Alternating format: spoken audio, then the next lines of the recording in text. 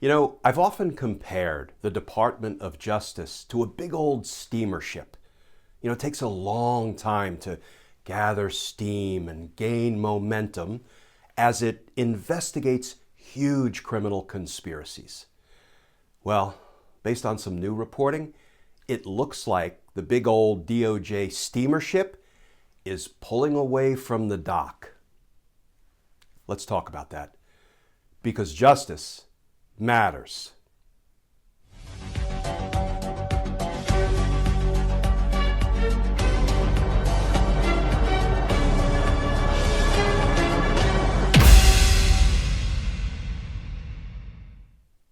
Hey all, Glenn Kirshner here. So on the investigative front, it looks like things are about to be blown wide open. You know, pretty much daily, we ask ourselves, I ask myself, is the Department of Justice criminally investigating Donald Trump and his co-conspirators for their obvious crimes? And if not, why not? Well, now we have a direct answer to that question in some new reporting, first from the Washington Post and then a follow-on piece by the New York Times. Let's start with the Washington Post reporting. Headline: Justice Department expands January 6 probe to look at rally prep financing. And that article begins, the criminal investigation into the January 6th attack on the Capitol has expanded to examine the preparations for the rally that preceded the riot, as the Justice Department aims to determine the full extent of any conspiracy to stop Congress from certifying Joe Biden's election victory, according to people familiar with the matter. In the past 2 months, a federal grand jury in Washington, I'm going to say this again, folks. In the past 2 months, a federal grand jury in Washington has issued subpoena requests to some officials in former President Donald Trump's orbit who assisted in planning, funding, and executing the January 6th rally. Now, put a pin in that for 2 months. Subpoenas have been issued. We're going to come back to it in a minute. Let's turn to the New York Times reporting. Headline: Justice Department widens January 6th inquiry to range of pro-Trump figures. Federal prosecutors have substantially widened their January 6th investigation to examine the possible culpability of a broad range of figures involved in former President Donald J. Trump's efforts to overturn the results of the 2020 election.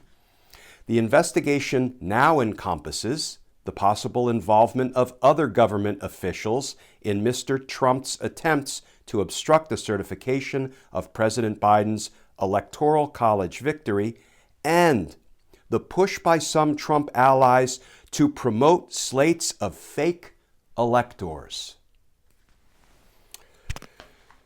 So friends, in the event you have tuned into these Daily Justice Matters videos, or you see me running my mouth on MSNBC or on podcasts or in radio interviews, I've been saying for a very long time, I can't envision a Department of Justice, my professional home for nearly a quarter of a century, not investigating Trump and his criminal associates for their obvious and most dramatic crimes, crimes designed to overturn the will of the American people, to overturn the results of a free and fair presidential election. Indeed, an election that Trump's own administration said was the most secure in American history, for crimes designed to kill our democracy. I couldn't envision a DOJ that would decline to investigate those crimes. The other thing that I've been saying all along is this is a new, unprecedented, enormous criminal conspiracy. We've never dealt with crimes like this. So maybe a new unprecedented conspiracy and series of crimes calls for a new investigative approach by the Department of Justice. Because if they were following the ordinary conspiracy investigation playbook, we'd probably know about it. Why? Because of what I call the leakers, the liars, and the lawyers. When DOJ starts subpoenaing a bunch of people, especially people who might be loyal to the president, loyal to the target of the investigation, we hear about it because of the leakers and the liars and the lawyers. And we've been hearing none of it. But I've said all along, maybe an unprecedented crime and conspiracy requires an unprecedented investigative approach. And now I'm going to suggest that that's exactly what's been going on. So let's talk tactics for a minute, because this is the fun part. And don't we deserve to have a little bit of justice fun, right? Can't we sort of exhale, maybe for the first time, because we've been holding our collective breath, stressing and, desperate for accountability and justice. And we didn't see any on the horizon, at least not coming out of DOJ. We've seen an aggressive investigation. You can tell I'm excited, folks. An aggressive investigation by the Congressional Committee, the J6 committee. They've interviewed something like 750, approaching 800 witnesses. And I have a feeling when we begin to see the public proceedings of what they've been developing behind closed doors, it's going to knock our socks off. And it's going to be an important step forward toward accountability. But we haven't heard a peep from the Department of Justice, other than we do know they've been aggressively going after the foot soldiers of the insurrection. We can quibble with some of the sentences, but they have been indicting more than 700 of the foot soldiers, right? The people that Donald Trump told, directed, ordered, commanded, encouraged, incited to attack the Capitol, to go down there and fight like hell or you won't have a country anymore, to go stop the certification of the election, or as he put it, go down there and stop the steal. These are crimes. And DOJ has been going after the foot soldiers of the insurrection, but there's been no indication that they've been criminally investigating the command structure of the insurrection. So let's talk tactics. Let's have a little bit of fun with this new encouraging reporting. Now, let's circle back to for the past 2 months. For the past 2 months, the Department of Justice has been issuing grand jury subpoenas. That's a criminal investigation, unlike the J6 congressional investigation, which is not criminal. They've been issuing grand jury subpoenas to some of Trump's associates, and we've heard nothing about it. What does that tell us, friends? That the Department of Justice can and has been investigating criminally up the chain without us knowing about it. No reports about it. No leakers, lawyers, or liars stepping forward and disclosing the fact that DOJ has been quietly issuing these subpoenas, grand jury subpoenas in a criminal investigation.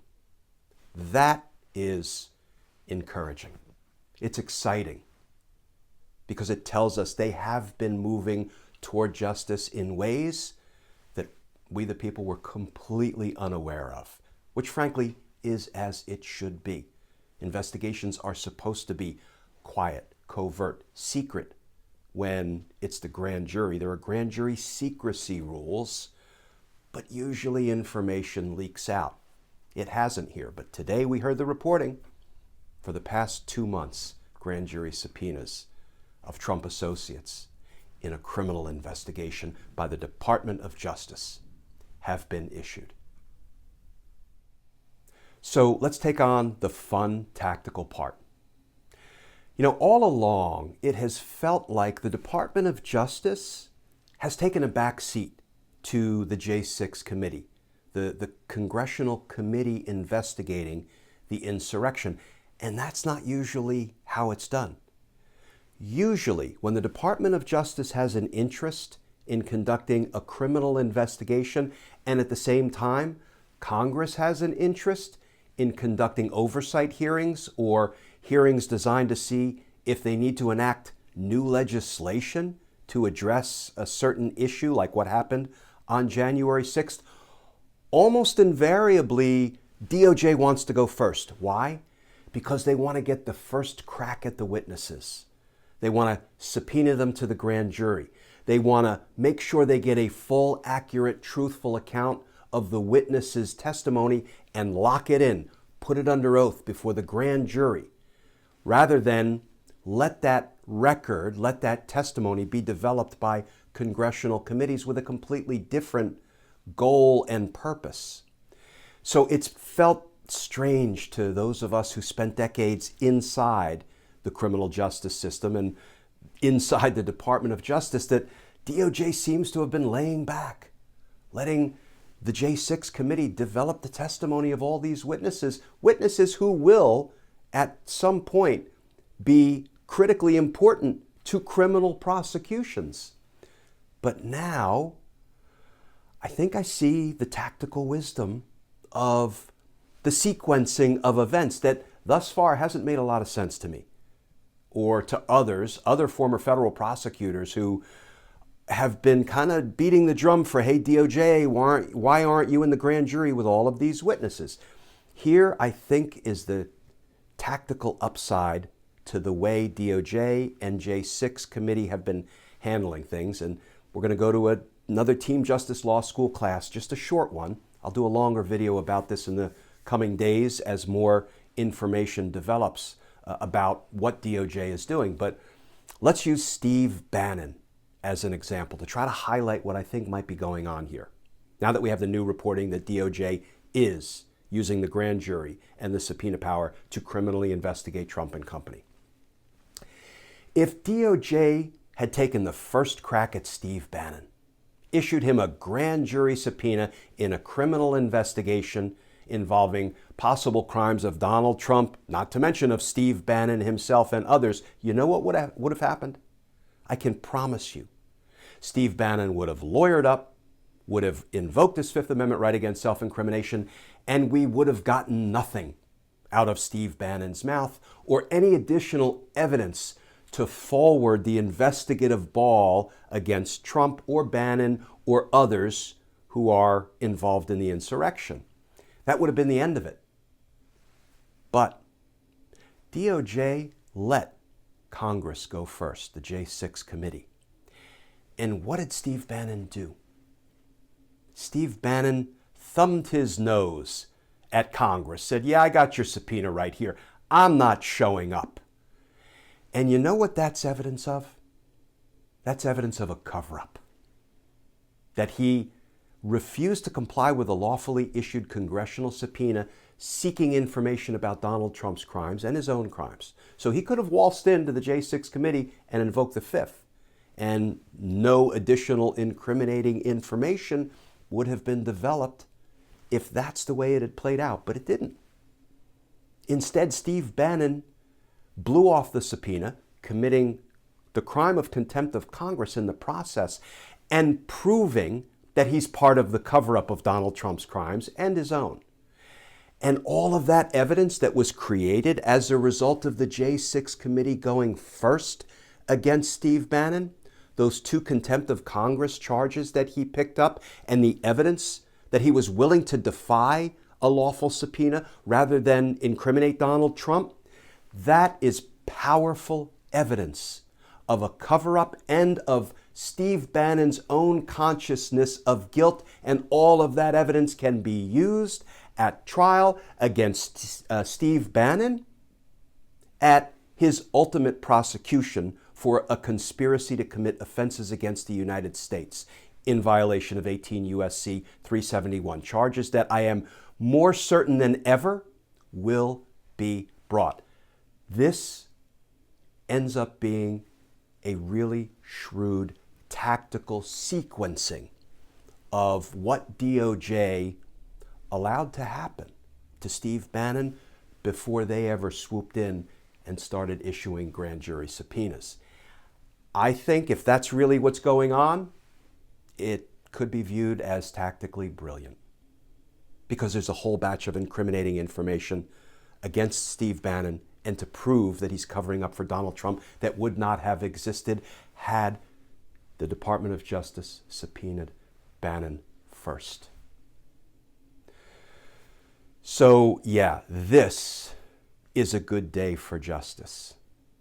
These developments that we have seen reported over the past 24 hours about DOJ expanding its criminal probe into the funding and the organizing of the January 6th rally, the pre-insurrection pep rally, and DOJ expanding its criminal probe into the fake electors and the Trump supporters and allies and acolytes and lackeys who were pushing the fake elector scheme to try to corruptly overturn the election's results, and the fact that subpoenas have been issued over the past 2 months to Trump associates and we've heard nothing about it.